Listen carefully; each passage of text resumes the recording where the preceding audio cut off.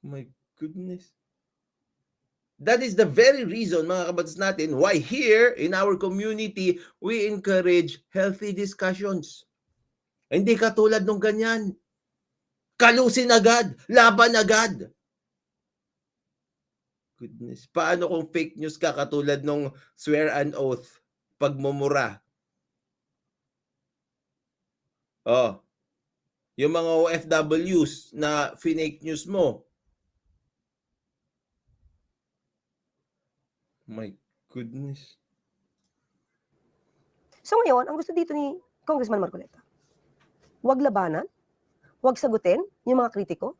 Di ba? Oh, in-strawman mo yung matanda. Ikaw naman. Huwag sagutin, huwag labanan yung mga kritiko. Tingnan nyo ha. Oh. Ni Congressman Marcoleta, huwag labanan, huwag sagutin yung mga kritiko na fake news.